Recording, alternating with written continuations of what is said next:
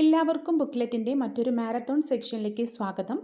ഇന്ന് നമ്മൾ +1 computer science പാഠഭാഗത്തിലെ ഏറ്റവും ഇമ്പോർട്ടൻ്റ് ആയ PSCക്ക് ചോദ്യങ്ങൾ വരാൻ ചാൻസ് ഉള്ള PSCയുടെ സിലബസ് ബേസ്ഡ് ആയിട്ടുള്ള ഒരു ക്ലാസ് ആണ്.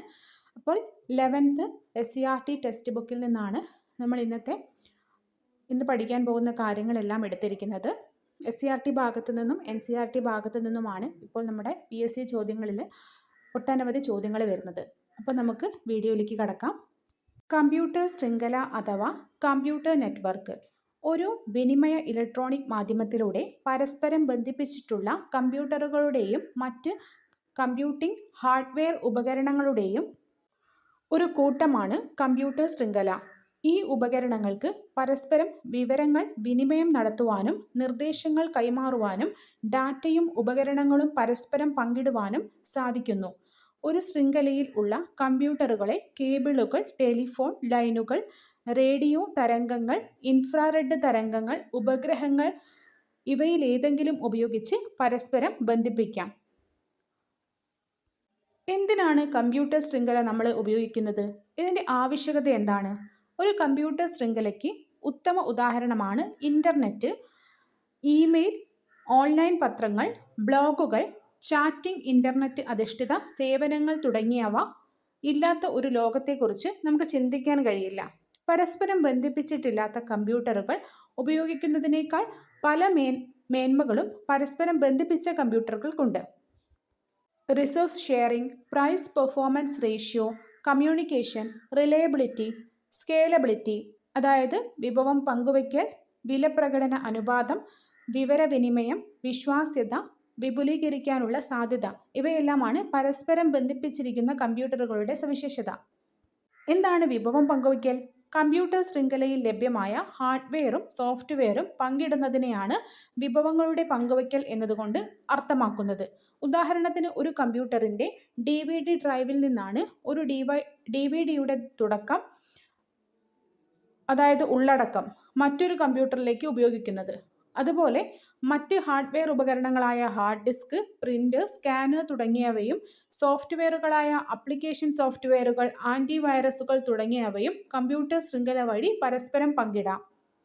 വില പ്രകടന അനുപാതം. ഒരു കമ്പ്യൂട്ടറിൽ ലഭ്യമായ വിവരങ്ങൾ ശൃംഖലയിലുള്ള മറ്റു കമ്പ്യൂട്ടറുകളുമായി എളുപ്പത്തിൽ പങ്കിടാൻ കഴിയുന്നു. ലൈസൻസ് ഉള്ള സോഫ്റ്റ്വെയർ ഓരോ കമ്പ്യൂട്ടറിനും വാങ്ങുന്നതിനും ചെലവ് അത്തരം സോഫ്റ്റ്വെയറിൻ്റെ ശൃംഖല പതിപ്പുകൾ വാങ്ങിക്കൊണ്ട് കുറയ്ക്കുവാനും സാധിക്കും. വിഭവങ്ങളുടെ ഇത്തരത്തിലുള്ള ഉപയോഗം കമ്പ്യൂട്ടറിൻ്റെ പ്രകടനത്തെ ബാധിക്കാത്ത വിധത്തിലും കൂടാതെ ചിലവ് കുറഞ്ഞ രീതിയിലും ഗണ്യമായ ലാഭത്തിലേക്ക് നയിക്കുന്ന തരത്തിലുമായിരിക്കും. അടുത്തത് വിവരവിനിമയം അഥവാ communication. Email, chatting, video conferencing തുടങ്ങിയ സേവനങ്ങളിലൂടെ ശൃംഖലയിലുള്ള മറ്റേതെങ്കിലും ഉപഭോക്താവുമായിട്ട് വിവരവിനിമയം നടത്തുവാൻ കമ്പ്യൂട്ടർ ശൃംഖല സഹായിക്കുന്നു. വിശ്വാസ്യത. കമ്പ്യൂട്ടർ ശൃംഖല ഉപയോഗിച്ച് ഒന്നിലധികം കമ്പ്യൂട്ടറുകളിൽ ആവശ്യമായ വിവരങ്ങളുടെ നിരവധി പകർപ്പുകൾ സൂക്ഷിക്കുവാൻ കഴിയുന്നു. ഉദാഹരണത്തിന് ഒരു കമ്പ്യൂട്ടറിൽ സംരക്ഷിച്ചിട്ടുള്ള C++ ഫയലുകൾ, ചിത്രങ്ങൾ അല്ലെങ്കിൽ പാട്ടുകൾ ഇവ ഇതേ ശൃംഖലയിലെ മറ്റു കമ്പ്യൂട്ടറുകളിൽ സൂക്ഷിക്കാവുന്നതാണ്. ഇങ്ങനെ സൂക്ഷിക്കുന്നത് കൊണ്ട് ഏതെങ്കിലും കമ്പ്യൂട്ടറിന് തകരാറുണ്ടായാൽ നമുക്ക് ആ ഫയലുകൾ നഷ്ടമാവില്ല. വിപുലീകരിക്കുവാനുള്ള സാധ്യത. കമ്പ്യൂട്ടർ ശൃംഖലയിലേക്ക് കമ്പ്യൂട്ടറുകളുടെ എണ്ണം കൂട്ടിയും കുറച്ചും ശൃംഖലയുടെ പ്രവർത്തനക്ഷമത ഉയർത്തുവാനും താഴ്ത്തുവാനും കഴിയും. ഇതിനു പുറമെ ശൃംഖലയിലേക്ക് കൂടുതൽ സംഭരണ ഉപകരണങ്ങൾ ഉൾപ്പെടുത്തി ശൃംഖലയുടെ സംഭരണ ശേഷി വർദ്ധിപ്പിക്കാം. കമ്പ്യൂട്ടർ ശൃംഖലയുമായി ബന്ധപ്പെട്ട ചില പ്രധാന പദങ്ങൾ നമ്മൾ പഠിക്കണം. ആദ്യം പറയുന്നത് ബാൻഡ് വിഡ്ത്ത്. ബാൻഡ് വിഡ്ത്ത് എന്നാൽ നിശ്ചിത സമയത്ത് നിശ്ചിത മാധ്യമത്തിലൂടെ അയക്കാവുന്ന ഡാറ്റയുടെ അളവാണ്. നിങ്ങൾ ഒരു ഹൈവേയിലൂടെയോ അല്ലെങ്കിൽ ഒരു പൊതു റോഡിലൂടെയോ സഞ്ചരിക്കുകയാണ്. അങ്ങനെയാണെങ്കിൽ റോഡിൻ്റെ വീതി കൂടുന്തോറും അതിലൂടെ കടന്നു പോകാൻ കഴിയുന്ന വാഹനങ്ങളുടെ എണ്ണവും കൂടുതലായിരിക്കും. മാത്രമല്ല ഇവിടെ ഇടുങ്ങിയ റോഡിനേക്കാൾ വേഗത്തിൽ വാഹനങ്ങൾക്ക് സഞ്ചരിക്കാൻ സാധിക്കും. അതുകൊണ്ട് ഒരു വീതിയുള്ള റോഡിന് ഇടുങ്ങിയ റോഡിനേക്കാൾ ബാൻഡ് വിഡ്ത്ത് കൂടുതലാണ് എന്ന് പറയാം. ഒരു ശൃംഖലയിൽ കമ്പ്യൂട്ടറുകൾക്കിടയിൽ പരമാവധി കൈമാറ്റം ചെയ്യുവാൻ കഴിയുന്ന ഡാറ്റയുടെ അളവിനെയാണ് നമ്മൾ ബാൻഡ് വിഡ്ത്ത് എന്ന് പറയുന്നത്. ഒരു കമ്പ്യൂട്ടർ ശൃംഖലയിൽ ഒരു ശൃംഖലയിൽ കമ്പ്യൂട്ടറുകൾക്കിടയിൽ പരമാവധി കൈമാറ്റം ചെയ്യുവാൻ കഴിയുന്ന ഡാറ്റയുടെ അളവിനെയാണ് നമ്മൾ ബാൻഡ് വിഡ്ത്ത് എന്ന് പറയുന്നത്. ബിറ്റ് പെർ സെക്കൻഡ്, അതായത് പ്രതി നിമിഷ മാത്രകൾ, BPS എന്ന രീതിയിലും ഡിജിറ്റൽ സമ്പ്രദായത്തിൽ ഇതിനെ അളക്കുന്നു. ബാൻഡ് വിഡ്ത്ത് അളക്കുന്നത് ബിറ്റ്സ് പെർ സെക്കൻഡിലാണ്. ബാൻഡ് വിഡ്ത്ത് കൂടുതലാകുമ്പോൾ ഡാറ്റയ്ക്ക് വേഗത്തിൽ സഞ്ചരിക്കാൻ കഴിയും. ആയതിനാൽ ഒരു പ്രത്യേക സമയപരിധിക്കുള്ളിൽ ശൃംഖലയിലൂടെ വലിയ അളവിൽ ഡാറ്റ കൈമാറ്റം ചെയ്യാവുന്നതാണ്. ഉദാഹരണത്തിന് കേബിൾ മോഡം വഴിയുള്ള internet connection 25 Mbps band width നൽകുന്നു. ഓക്കെ, അടുത്ത ടേമാണ് നോയ്സ്. ഡാറ്റ സിഗ്നലിന്റെ ഗുണനിലവാരം കുറയ്ക്കുന്നതോ സിഗ്നലുകളുടെയോ ഡാറ്റയുടെയോ നീക്കത്തെ തടസ്സപ്പെടുത്തുന്നതോ ആയ മറ്റൊരു അനഭിമിതമായ തരംഗമാണ് നോയ്സ്. സമീപത്തുള്ള സംരക്ഷണ ഉപകരണങ്ങളിൽ നിന്നും മറ്റു യന്ത്രങ്ങളിൽ നിന്നും കേബിളുകളിൽ നിന്നും പുറത്തുവരുന്ന സിഗ്നലുകളാണ് ഇതിനു കാരണം. ഒരു ശൃംഖലയിൽ, അതായത് നെറ്റ്വർക്കിൽ കൈമാറ്റം ചെയ്യപ്പെടുന്ന ടെക്സ്റ്റുകൾ, പ്രോഗ്രാമുകൾ, ചിത്രങ്ങൾ, ഓഡിയോ തുടങ്ങിയ എല്ലാ ഡാറ്റയെയും നോയ്സ് പ്രതികൂലമായി ബാധിക്കും. അടുത്തത് നോഡ്. കമ്പ്യൂട്ടർ ശൃംഖലയിലേക്ക് നേരിട്ട് ബന്ധിപ്പിച്ചിട്ടുള്ള ഏത് ഉപകരണത്തെയും, അത് കമ്പ്യൂട്ടർ ആവാം, സ്കാനർ ആവാം, പ്രിന്റർ ആവാം, അതിനെയാണ് നോഡ് എന്ന് പറയുന്നത്. കമ്പ്യൂട്ടർ ശൃംഖലയിൽ നേരിട്ട് ബന്ധിപ്പിച്ചിട്ടുള്ള ഏത് ഉപകരണത്തെയും നമ്മൾ നോഡ് എന്നാണ് പറയുന്നത്. ഉദാഹരണമായിട്ട് സ്കൂളിൽ കമ്പ്യൂട്ടർ ശൃംഖലയിലേക്ക് ബന്ധിപ്പിച്ചിരിക്കുന്ന കമ്പ്യൂട്ടറുകളെ നോഡ് എന്നാണ് പറയുന്നത്. നമ്മുടെ കമ്പ്യൂട്ടറിനെ ഇന്റർനെറ്റുമായി ബന്ധിപ്പിക്കുമ്പോൾ ആ കമ്പ്യൂട്ടർ ഇന്റർനെറ്റിലെ ഒരു നോഡായി മാറുന്നു. ഡാറ്റയുടെ വിനിമയ സമ്പ്രദായം, ഡാറ്റ കമ്മ്യൂണിക്കേഷൻ സിസ്റ്റം. വിവരവിനിമയത്തിനും പങ്കുവയ്ക്കലിനും വേണ്ടി ഒരു കമ്പ്യൂട്ടർ ശൃംഖലയിലെ ഉപകരണങ്ങളെ വിവിധ രീതിയിൽ ബന്ധിപ്പിച്ചിരിക്കുന്നു. ഒരു സംപ്രേഷണ മാധ്യമത്തിലൂടെ രണ്ട് ഉപകരണങ്ങൾ തമ്മിൽ നടത്തുന്ന ഡിജിറ്റൽ വിവരങ്ങളുടെ കൈമാറ്റത്തെ ഡാറ്റയുടെ വിനിമയം അഥവാ ഡാറ്റ കമ്മ്യൂണിക്കേഷൻ എന്നാണ് പറയുന്നത്.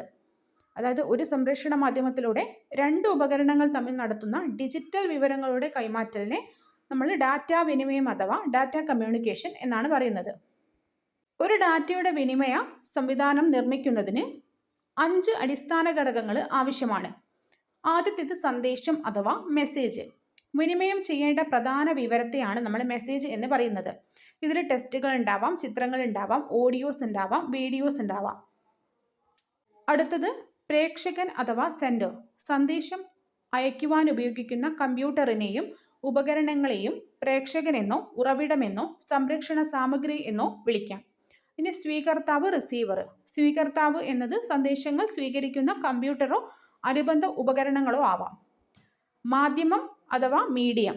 പ്രേക്ഷകനിൽ നിന്ന് സ്വീകർത്താവിലേക്ക് സന്ദേശം സഞ്ചരിക്കുന്ന ഭൗതിക പാതയെയാണ് നമ്മൾ മാധ്യമം എന്ന് പറയുന്നത്. നോഡുകൾ തമ്മിൽ പരസ്പരം ബന്ധിപ്പിച്ചിരിക്കുന്ന രീതിയാണ് ഇത് സൂചിപ്പിക്കുന്നത്. അടുത്തത് പ്രോട്ടോകോൾ ആണ്. പ്രേക്ഷകനും സ്വീകർത്താവും സന്ദേശങ്ങൾ കൈമാറ്റം ചെയ്യുമ്പോൾ പാലിക്കേണ്ട നിയമങ്ങളെയാണ് നമ്മൾ പ്രോട്ടോകോൾ എന്ന് പറയുന്നത്. അപ്പം ആദ്യം message, sender, receiver, medium, protocol. ഇത്രയും കാര്യങ്ങൾ ഉണ്ടെങ്കിലേ നമുക്ക് ഡാറ്റ കമ്മ്യൂണിക്കേഷൻ സാധ്യമാവും. വിവര വിനിമയ മാധ്യമം അഥവാ കമ്മ്യൂണിക്കേഷൻ മീഡിയം.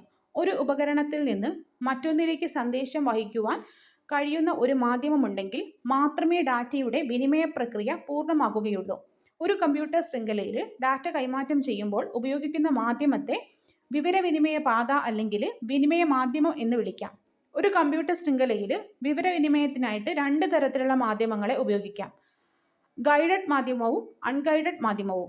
ഗൈഡഡ് മാധ്യമത്തിൽ കേബിളുകൾ ഉപയോഗിക്കുന്നു. ശ്രദ്ധിക്കണം, ഗൈഡഡ് മാധ്യമത്തിൽ കേബിളുകൾ ഉപയോഗിക്കുന്നു. അതേസമയം അൺഗൈഡഡ് മാധ്യമത്തിൽ റേഡിയോ തരംഗങ്ങൾ, മൈക്രോവേവ് തരംഗങ്ങൾ അല്ലെങ്കിൽ ഇൻഫ്രാറെഡ് തരംഗങ്ങൾ എന്നിവയാണ് ഡാറ്റ അയക്കുവാനായിട്ട് ഉപയോഗിക്കുന്നത്. ഗൈഡഡ് മാധ്യമത്തിൽ കേബിളുകളാണ് ഉപയോഗിക്കുന്നത്. അൺഗൈഡഡ് മാധ്യമത്തിലാണ് റേഡിയോ തരംഗങ്ങൾ, മൈക്രോവേവ് തരംഗങ്ങൾ, ഇൻഫ്രാറെഡ് തരംഗങ്ങൾ എന്നിവ ഡാറ്റ അയക്കാൻ വേണ്ടിയിട്ട് ഉപയോഗിക്കുന്നത്. ഗൈഡഡ് മാധ്യമം, അതായത് wired, coaxial cable, twisted pair cable, optical fibre cable എന്നിവ കമ്പ്യൂട്ടർ ശൃംഖലയിൽ ഡാറ്റ കൈമാറാൻ ഉപയോഗിക്കുന്ന ഗൈഡഡ് മാധ്യമങ്ങളാണ്. മേ ബി ഓപ്ഷൻസ് തന്നിട്ട് ഗൈഡഡ് മാധ്യമത്തെ തിരിച്ചറിയാനോ അല്ലെങ്കിൽ ഗൈഡഡ് മാധ്യമം അല്ലാത്തത് ഏതാണെന്നോ ചോദ്യം വരാം. അപ്പോൾ നമുക്ക് ഗൈഡഡ് മാധ്യമം അതിൻ്റെ ഉദാഹരണങ്ങൾ അറിഞ്ഞിരിക്കണം. Coaxial cable, twisted pair cable, optical fibre cable എന്നിവയാണ് ഗൈഡഡ് മാധ്യമത്തിൽ വരുന്നത്. ഞാൻ ഒന്നുകൂടി പറയാം. Coaxial cable, twisted pair cable, optical fibre cable എന്നിവയാണ് ഗൈഡഡ് മാധ്യമം. ഇതിൽ ട്വിസ്റ്റഡ് പെയർ കേബിൾ ഒരു ചെറിയ കമ്പ്യൂട്ടർ ശൃംഖലയ്ക്ക് അനുയോജ്യവും ഏറ്റവും വ്യാപകമായിട്ട് ഉപയോഗിക്കുന്നതുമാണ് ഈ മാധ്യമം. ഒരു ചെറിയ കമ്പ്യൂട്ടർ ശൃംഖലയ്ക്ക് ആവശ്യമായതാണ് ട്വിസ്റ്റഡ് പെയർ കേബിൾ. വ്യത്യസ്ത നിറങ്ങൾ കൊണ്ട് തിരിച്ചറിയുവാൻ കഴിയുന്ന 4 ജോഡി വയറുകളെ ഒരു കവചം കൊണ്ട് സംരക്ഷിച്ചുകൊണ്ടുള്ള രൂപകൽപ്പനയാണിത്. വ്യത്യസ്ത നിറങ്ങൾ കൊണ്ട് തിരിച്ചറിയാൻ കഴിയുന്ന 4 ജോഡി വയറുകളെ ഒരു കവചം കൊണ്ട് സംരക്ഷിച്ചു കൊണ്ടുള്ള രൂപകൽപ്പനയാണ് twisted pair cable. Twisted pair cable 2 തരത്തിലാണുള്ളത്. ഒന്ന് അൺഷീൽഡ് ട്വിസ്റ്റഡ് പെയറും രണ്ടാമത്തത് ഷീൽഡഡ് ട്വിസ്റ്റഡ് പെയറും. അൺഷീൽഡഡ് ട്വിസ്റ്റഡ് പെയറിൽ പേര് പോലെ തന്നെ കവചം ഇല്ലാത്തതാണ്, ഷീൽഡഡ് അല്ല. കേബിളിന് ഒരു തരത്തിലുമുള്ള കവചമില്ല. അപ്പോൾ ഇതിൻ്റെ സവിശേഷത എന്തായിരിക്കും? ചിലവ് കുറവായിരിക്കും, കനം കുറഞ്ഞതും വഴക്കമുള്ളതുമായ കേബിൾ ആയിരിക്കും. വളരെ എളുപ്പത്തിൽ ശൃംഖലാ ഉപകരണങ്ങളെ ബന്ധിപ്പിക്കാം. 100 മീറ്റർ ദൂരത്തിൽ വരെ ഡാറ്റയെ വഹിച്ചുകൊണ്ട് പോകുവാനുള്ള കഴിവുണ്ട്. 100 മീറ്റർ ആണ് ഇതിൻ്റെ പരിധി. അടുത്തത് ഷീൽഡഡ് ട്വിസ്റ്റഡ് പെയർ. ഇവിടെ UTP കേബിളിനെ പോലെ തന്നെയാണ്, എങ്കിലും STPയിൽ ജോഡികളായ വയറുകളെ പൊതിഞ്ഞു സംരക്ഷിക്കുന്നു. UTP കേബിളിലെ പോലെ പിന്നീട് എല്ലാത്തിനെയും പൊതിഞ്ഞുകൊണ്ട് ഒരു കവചവും ഉണ്ടാകും. ഷീൽഡഡ് ട്വിസ്റ്റഡ് പെയറിൻ്റെ സവിശേഷത എന്താണെന്ന് വെച്ചാൽ നോയ്സിനെതിരെ ശക്തമായ പ്രതിരോധ സംവിധാനങ്ങൾ ഉണ്ടാവും. കാരണം ഷീൽഡഡ് ആണ്. അപ്പോൾ അവിടെ നോയ്സിനെതിരെ നന്നായിട്ട് പ്രതിരോധിക്കാൻ കഴിയും. ഇതിന് UTP കേബിളിനേക്കാൾ വില കൂടുതലായിരിക്കും. UTP കേബിളിനെ താരതമ്യം ചെയ്യുമ്പോൾ STPയിൽ കേബിൾ സ്ഥാപിക്കുവാൻ പ്രയാസമാണ്. അടുത്തത് കൊയാക്സിയൽ കേബിൾ. ഒരു കൊയാക്സിയൽ കേബിളിൻ്റെ ഉൾഭാഗത്ത് ഒരു ചാലകത്തെ പൊതിഞ്ഞുകൊണ്ട് ഒരു ഇൻസുലേറ്റഡ് ട്യൂബും വീണ്ടും അതിനെ പൊതിഞ്ഞുകൊണ്ട് ഒരു ചാലകവും, അതായത് ഒരു ഷീൽഡും ഉണ്ടായിരിക്കും. ഇതിന് പുറമെ ഒരു പ്രതിരോധ കവചം കൂടി കാണാം. അതായത് ഒരുപാട് ലെയേഴ്സ് ഓഫ് പ്രൊട്ടക്ഷൻ ഉണ്ട്. ഉൾഭാഗത്ത് ഒരു ചാലകത്തെ പൊതിഞ്ഞുകൊണ്ട് ഒരു ഇൻസുലേറ്റഡ് ട്യൂബും അതിനെ പൊതിഞ്ഞുകൊണ്ട് ഒരു ചാലകവും, ഇതിനും പുറമെ ഒരു പ്രതിരോധ കവചവും ഉണ്ടായിരിക്കും. കൊയാക്സിയൽ കേബിളിൻ്റെ സവിശേഷതകൾ ദീർഘദൂരത്തേക്ക്, അതായത് ഏകദേശം 185 മീറ്റർ മുതൽ 500 മീറ്റർ വരെ ഒറ്റയടിക്ക് ഡാറ്റയെ വഹിച്ചു കൊണ്ടുപോകാൻ കഴിയും. വളരെ ഉയർന്ന ബാൻഡ്വിഡ്ത്താണ്.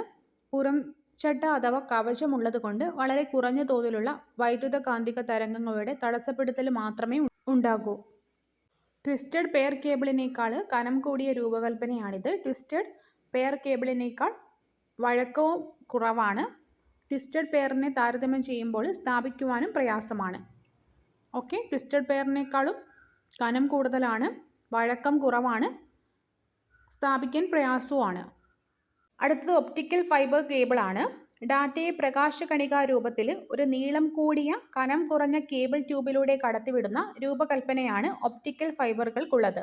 പ്രകാശത്തിൻ്റെ വേഗതയിൽ ഡാറ്റയെ വളരെ ദൂരത്തേക്ക് സംപ്രേഷണം ചെയ്യുവാൻ ഒപ്റ്റിക്കൽ ഫൈബർ കേബിളുകളിന് സാധിക്കുന്നുണ്ട്. ഒപ്റ്റിക്കൽ ഫൈബറിന് കുറച്ച് ഭാഗങ്ങളുണ്ട്. ആദ്യത്തേത് കോറാണ്. മധ്യഭാഗത്തു കൂടി പ്രകാശം കടന്നു പോകുന്ന കനം കുറഞ്ഞ ഗ്ലാസിൻ്റെ കുഴലാണ് കോറ്. ഇനി ക്ലാഡിങ്. കോർ ഭാഗത്തെ പൊതിഞ്ഞുകൊണ്ട് പ്രകാശത്തെ കോറിനുള്ളിലേക്ക് തന്നെ പ്രതിഫലിപ്പിക്കുന്ന ഒരു പുറം ഭാഗമാണ് ക്ലാഡിങ്. കോട്ടിങ്. കോട്ടിംഗ് എന്ന് പറഞ്ഞാൽ ഈർപ്പത്തിൽ നിന്നും തകരാറിൽ നിന്നും സംരക്ഷിക്കുന്നതിനായിട്ടുള്ള കേബിളിൻ്റെ പ്ലാസ്റ്റിക് കവചത്തെയാണ് കോട്ടിംഗ് എന്ന് പറയുന്നത്. ഒപ്റ്റിക്കൽ ഫൈബറിൻ്റെ ഭാഗങ്ങളാണ് കോറ്, ക്ലാഡിങ്, കോട്ടിംഗ്. 100 കണക്കിനോ 1000 കണക്കിനോ ആയ ഒപ്റ്റിക്കൽ ഫൈബർ കേബിളുകളെ പൊതിഞ്ഞിരിക്കുന്ന കവചത്തെ നമ്മൾ ജാക്കറ്റ് എന്നാണ് പറയുന്നത്. ഒപ്റ്റിക്കൽ ഫൈബർ കേബിളുകളെ പൊതിഞ്ഞു കാണപ്പെടുന്ന കവചത്തെ ജാക്കറ്റ് എന്നാണ് വിളിക്കുന്നത്. അർദ്ധചാലക ഉപകരണങ്ങളായ light emitting diode, LED, laser ഡയോഡുകൾ എന്നിവ ഉപയോഗിച്ച് ഉത്ഭവസ്ഥാനത്ത് വെച്ച് ഒപ്റ്റിക്കൽ ട്രാൻസ്മിറ്റർ വൈദ്യുത തരംഗങ്ങളെ പ്രകാശ തരംഗങ്ങളാക്കി മാറ്റുന്നു. മറുഭാഗത്ത് ഫോട്ടോ ഡിറ്റക്ടർ അടങ്ങിയ ഒപ്റ്റിക്കൽ റിസീവർ പ്രകാശ തരംഗങ്ങളെ ഫോട്ടോ ഇലക്ട്രിക് പ്രഭാവം ഉപയോഗിച്ച് തിരികെ വൈദ്യുത തരംഗങ്ങളാക്കി മാറ്റുന്നു. ആദ്യം നടന്നത് മോഡുലേഷനും പിന്നീട് നടന്നത് ഡീമോഡുലേഷനുമാണ്. ലേസർ ഡയോഡുകൾക്ക് ദൂരപരിധിയും കൈമാറ്റ വേഗതയും LED ഡയോഡുകളേക്കാൾ കൂടുതലാണ്. അതായത് ലേസർ ഡയോഡുകൾക്ക് ദൂരപരിധിയും കൈമാറ്റ വേഗതയും കൂടുതലാണ്. ഇവിടെ ആദ്യം നടക്കുന്നത് മോഡുലേഷനും പിന്നെ നടക്കുന്നത് ഡീമോഡുലേഷനുമാണ്. ഒപ്റ്റിക്കൽ ഫൈബർ കേബിളിൻ്റെ സവിശേഷതകൾ: ഉയർന്ന ബാൻഡ് വിഡ്ത്തിൽ ശബ്ദവും വീഡിയോയും ഡാറ്റയും കൈമാറുന്നു. ഒറ്റയടിക്ക് ഡാറ്റയെ ദീർഘദൂരത്തേക്ക് എത്തിക്കുന്നു. ഡാറ്റ കൈമാറ്റം ചെയ്യുവാൻ പ്രകാശകണികകൾ ഉപയോഗിക്കുന്നതിനാൽ വൈദ്യുതകാന്തിക തരംഗങ്ങളുമായിട്ട് ഒരു കൂടിച്ചേരലും നടക്കുന്നില്ല ഇവിടെ. കമ്പ്യൂട്ടർ ശൃംഖലയ്ക്ക് ലഭ്യമായതിൽ വെച്ച് ഏറ്റവും ചെലവേറിയതും കാര്യക്ഷമത കൂടിയതുമായ ഒരു മാധ്യമമാണിത്. പരിപാലനവും അതുപോലെ തന്നെ സ്ഥാപിക്കലും മെയിൻ്റനൻസും ഇൻസ്റ്റാളേഷനും പ്രയാസകരവും സങ്കീർണവുമാണ്.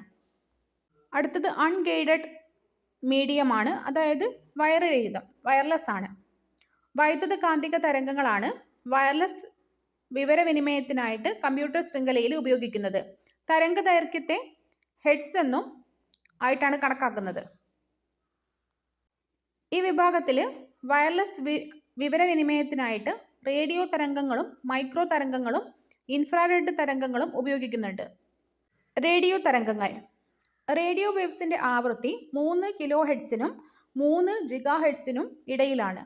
റേഡിയോ തരംഗങ്ങൾ ഹ്രസ്വ ദീർഘദൂര സംപ്രേഷണത്തിന് ഉപയോഗിക്കുന്നുണ്ട്. ഇത്തരം തരംഗങ്ങളെ വളരെ എളുപ്പത്തിൽ ഉൽപ്പാദിപ്പിക്കാം എന്നതിന് പുറമെ അവയ്ക്ക് തടസ്സങ്ങൾ മറികടക്കുവാനുള്ള കഴിവുമുണ്ട്. ഇക്കാരണത്താൽ വിവരവിനിമയത്തിനായിട്ട് എല്ലാ മേഖലയിലും, അതായത് കെട്ടിടങ്ങൾക്ക് അകത്തും പുറത്തും റേഡിയോ തരംഗങ്ങൾ ഉപയോഗിക്കുന്നുണ്ട്. Cordless phone, AM FM radio സംപ്രേക്ഷണം, മൊബൈൽ ഫോൺ തുടങ്ങിയവയിൽ റേഡിയോ തരംഗങ്ങളാണ് ഉപയോഗിക്കുന്നത്. റേഡിയോ തരംഗങ്ങളുടെ വിവരവിനിമയ സവിശേഷതകൾ. എല്ലാ ദിശയിലേക്കും റേഡിയോ തരംഗങ്ങൾക്ക് സഞ്ചരിക്കാൻ കഴിവുള്ളതിനാൽ സ്വീകരിക്കുവാനും പ്രസാരണം ചെയ്യുവാനും ഉപയോഗിക്കുന്ന ഉപകരണങ്ങൾ നേർക്കുനേർ വരണമെന്നില്ല, അതായത് എവിടെയാണെങ്കിലും മതി. വയർ അധിഷ്ഠിത മാധ്യമവുമായി താരതമ്യം ചെയ്യുമ്പോൾ ഇതിന് ചെലവ് കുറവാണ്. മിക്ക വസ്തുക്കൾക്കിടയിലൂടെയും കടന്നുപോകാൻ കഴിവുണ്ട്. പ്രസാരണത്തെ മോട്ടോറുകളും ഇലക്ട്രിക് ഉപകരണങ്ങളും സ്വാധീനിക്കാൻ സാധ്യതയുണ്ട്. സുരക്ഷിതത്വം കുറഞ്ഞ വിനിമയ രീതിയാണ്. റേഡിയോ തരംഗങ്ങളുടെ ഉപയോഗത്തിന് ബന്ധപ്പെട്ട അധികാരികളുടെ അനുവാദം ആവശ്യമാണ്. മൈക്രോ തരംഗങ്ങളുടെ ആവൃത്തി 300 മെഗാഹെഡ്സിനും 300 ജിഗാഹെഡ്സിനും ഇടയിലാണ്. മൈക്രോ തരംഗങ്ങൾ നേർരേഖയിൽ സഞ്ചരിക്കുന്നതും ഖരപദാർത്ഥങ്ങൾക്കിടയിലൂടെ കടന്നുപോകാത്തതുമാണ്. മൈക്രോവേവ് സംപ്രേഷണത്തിൻ്റെ സവിശേഷതകൾ. വയേർഡ് മാധ്യമവുമായി താരതമ്യം ചെയ്യുമ്പോൾ ചിലവ് കുറവാണ്. ദുഷ്കരമായ ഭൂപ്രദേശങ്ങളിൽ സുഗമമായ വിവരവിനിമയം സാധ്യമാക്കുന്നു. പ്രസാരണം നേർരേഖയിലായതിനാൽ പ്രസരണ ഉപകരണവും സ്വീകരണ ഉപകരണവും അഭിമുഖമായി തന്നെ സ്ഥാപിക്കണം. ഇൻഫ്രാറെഡ് തരംഗങ്ങൾ. ഇൻഫ്രാറെഡ് തരംഗങ്ങൾ 300 ജിഗാഹെഡ്സിനും 4000 ടെറാഹെഡ്സിനും ഇടയിൽ ആവൃത്തിയുള്ള ഹ്രസ്വദൂര സംപ്രേഷണത്തിനായിട്ട് ഉപയോഗിക്കുന്ന തരംഗങ്ങളാണ്. ഏകദേശ ദൂരം 5 മീറ്റർ ആണ്, അതായത് ഇതിൻ്റെ വിഡ്ത്ത് പോയിന്റ്. ആപ്ലിക്കേഷനുകളെ നിയന്ത്രിക്കുവാനും വിലയിരുത്തുവാനും കൂടാതെ വിവിധ തരത്തിലുള്ള വയർലെസ് വിവരവിനിമയത്തിനും ഇത് ഉപയോഗിക്കുന്നു. വിവിധ ഗാർഹിക വിനോദ ഉപകരണങ്ങളിൽ റിമോട്ടുകൾ, കോർഡ്ലെസ് മൗസ്, അനധികൃതമായിട്ട് കടന്നുകയറുന്നതിൽ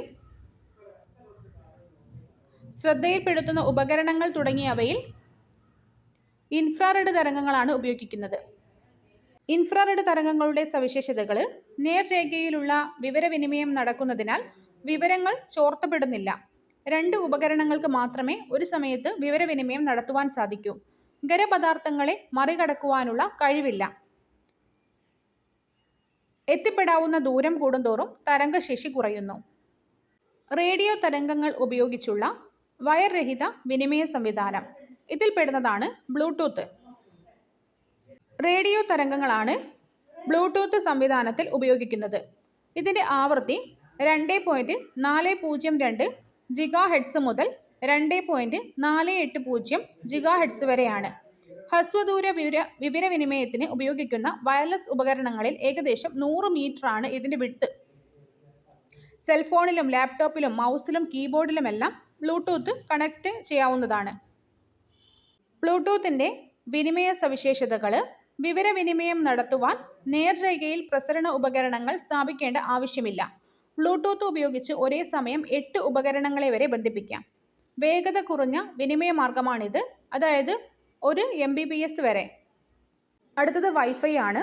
റേഡിയോ തരംഗങ്ങൾ ഉപയോഗിച്ച് ഒരു വൈഫൈ ശൃംഖല പ്രവർത്തിക്കുന്നു. സെൽഫോണ്, ടെലിവിഷൻ, റേഡിയോ തുടങ്ങിയ ഉപകരണങ്ങളിൽ വിവരങ്ങൾ കൈമാറ്റം ചെയ്യുവാൻ വൈഫൈ ഉപയോഗിക്കുന്നു. വൈഫൈ ശൃംഖലയിൽ ഉപയോഗിക്കുന്ന റേഡിയോ തരംഗങ്ങളുടെ ആവൃത്തി 2.4 GHz-നും 5 GHz-നും ഇടയിലാണ്. വയർലെസ് ശൃംഖലയിൽ ഇരുദിശയിലേക്കുമുള്ള വിവരവിനിമയമാണ് നടക്കുന്നത്. കമ്പ്യൂട്ടറിലുള്ള വയർലെസ് അഡാപ്റ്റർ ഡാറ്റയെ റേഡിയോ തരംഗങ്ങളാക്കി മാറ്റുകയും അവയെ ഒരു ആന്റിന ഉപയോഗിച്ച് സംപ്രേഷണം ചെയ്യുകയും ചെയ്യുന്നു. വയർലെസ് റൂട്ടർ ഇവയെ സ്വീകരിച്ച് പരിവർത്തനം ചെയ്യുന്നു. പരിവർത്തനം ചെയ്യപ്പെട്ട ഡാറ്റയെ ഇന്റർനെറ്റിലേക്കോ ശൃംഖലയിലേക്കോ ഒരു വയേർഡ് ഈഥർനെറ്റ് അഥവാ വയർലെസ് കണക്ഷൻ വഴി അയക്കപ്പെടുന്നു.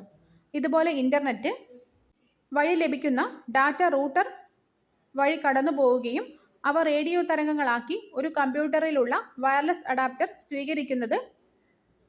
സ്വീകരിക്കുകയും ചെയ്യുന്നു. ഇപ്പോൾ ഈ സാങ്കേതികവിദ്യ ലാപ്ടോപ്പിലും ഡെസ്ക്ടോപ്പിലും ഇന്റർനെറ്റ് കണക്ഷൻ പങ്കിടുവാൻ വ്യാപകമായിട്ട് ഉപയോഗിക്കുന്നുണ്ട്.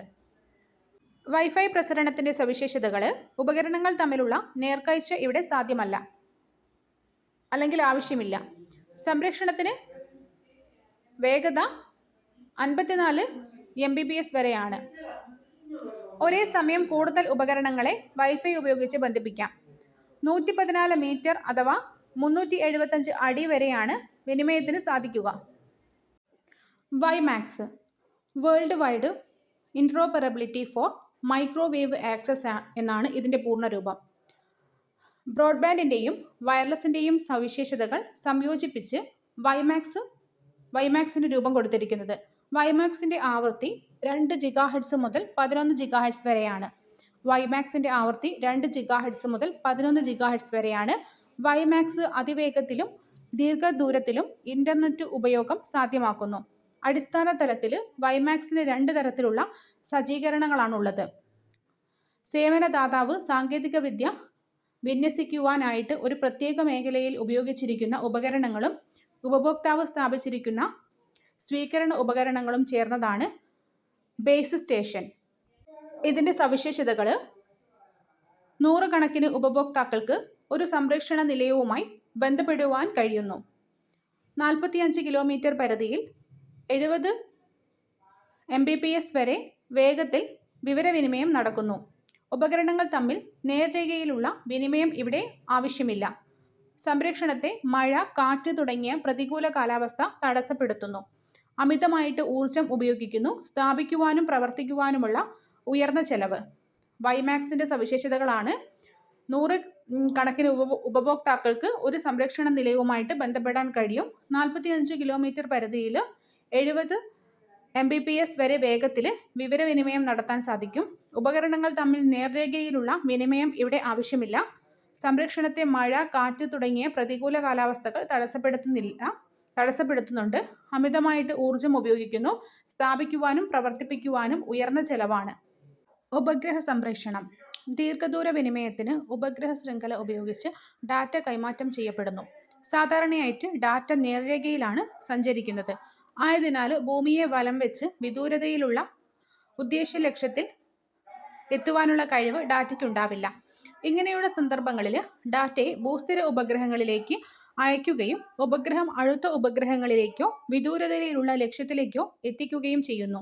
ഭൂമിയുടെ ഭ്രമണപഥത്തിൽ അതേ ദിശയിലും ഭ്രമണവേഗതയിലും സഞ്ചരിക്കുന്ന ഉപഗ്രഹങ്ങളെ ഭൂസ്ഥിര ഉപഗ്രഹങ്ങൾ എന്ന് പറയുന്നു. ഇത്തരത്തിലുള്ള ഉപഗ്രഹങ്ങൾ ഭൂമിക്ക് മുകളിൽ നിശ്ചിത സ്ഥാനത്തു തന്നെ സ്ഥിരമായിട്ട് കാണപ്പെടുന്നു. ഈ ഉപഗ്രഹങ്ങളിലെ ഇലക്ട്രോണിക് ഉപകരണങ്ങളായ ട്രാൻസ്പോണ്ടറുകൾ ഉപയോഗിച്ച് ഡാറ്റ സ്വീകരിക്കുകയും തരംഗങ്ങളുടെ ശക്തി വർദ്ധിപ്പിച്ച് ഭൂമിയിലേക്ക് പുനഃസംപ്രേഷണം നടത്തുകയും ചെയ്യുന്നു. ഭൂമിയിൽ നിന്നും ഉപഗ്രഹങ്ങളിലേക്ക് തരംഗങ്ങളെ അയക്കുന്നതിനെ അപ്ലിങ്ക് എന്നും ഉപഗ്രഹങ്ങളിൽ നിന്ന് ഭൂമിയിലേക്ക് സംപ്രേഷണം ചെയ്യുന്നതിനെ ഡൗൺലിങ്ക് എന്നും പറയുന്നു. ഒന്നിൽ കൂടുതൽ മൈക്രോവേവ് ആവൃത്തി തരംഗങ്ങൾ ഉപഗ്രഹ സംപ്രേഷണത്തിന് ഉപയോഗിക്കുന്നു. അപ്ലിങ്കിനു വേണ്ടി ഉപയോഗിക്കുന്ന ആവൃത്തി 1.6 GHz മുതൽ 30 GHz വരെയും ഡൗൺലിങ്കിനു വേണ്ടി ഉപയോഗിക്കുന്നത് 1.5 GHz മുതൽ 20 GHz വരെയുമാണ്. ഡൗൺലിങ്കിൻ്റെ ആവൃത്തി അപ്ലിങ്കിനേക്കാൾ കുറവായിരിക്കും. ഡൗൺലിങ്കിൻ്റെ ആവൃത്തി അപ്ലിങ്കിനേക്കാളും കുറവായിരിക്കും. ഉപഗ്രഹ സംവിധാനം ചിലവേറിയതാണ്, പക്ഷെ വളരെ കൂടിയ വ്യാപ്തിയിൽ സേവനം ലഭ്യമാക്കുവാൻ കഴിയും. പല രാജ്യങ്ങളിലും സാധാരണ സർക്കാരുകളുടെയും സർക്കാർ അംഗീകരിച്ച സ്ഥാപനങ്ങളുടെയോ നിയന്ത്രണത്തിലായിരിക്കും വാർത്താവിനിമയ ഉപഗ്രഹങ്ങൾ. ഇതിൻ്റെ സവിശേഷതകൾ: വളരെ വലിയ വ്യാപ്തിയിൽ ഉപഗ്രഹങ്ങൾ ഉപയോഗിച്ച് വിവരവിനിമയം നടത്തുവാൻ സാധിക്കുന്നു. ഈ സംവിധാനം ചിലവേറിയതാണ്. നിയമപരമായ അംഗീകാരവും അനുമതിയും ആവശ്യമാണ്. വളരെ പ്രധാനപ്പെട്ട ഒരു ബോക്സാണിത്. Institute of electrical and electronics engineers. ഈ സംഘടന നിലവിൽ വന്നത് 1999 1999 നിലവിൽ വന്ന ഒരു സംഘടനയാണ് institute of electrical and electronics engineers എന്ന സംഘടന. ഇന്ന് നമ്മൾ ക്ലാസ് ഇവിടെ വെച്ച് നിർത്തുകയാണ്. കാരണം ഈ ഒരു പാർട്ടിൽ നമുക്ക് ഒരുപാട് കാര്യങ്ങൾ ഡിസ്കസ് ചെയ്യാനുണ്ട്. അപ്പോൾ ഇതിൻ്റെ തുടർ പാർട്ടുകൾ ഇതേ സമയം 7 മണിക്ക് ഞാൻ അപ്ലോഡ് ചെയ്യുന്നതായിരിക്കും വരുന്ന ദിവസങ്ങളിൽ. അതിൻ്റെ കൂടെ ഞാൻ പ്ലേലിസ്റ്റും ക്രിയേറ്റ് ചെയ്യാം. അപ്പോൾ നിങ്ങൾക്ക് ഓരോ ദിവസവും വ്യക്തമായിട്ട് പഠിച്ചു പോകാൻ കഴിയും.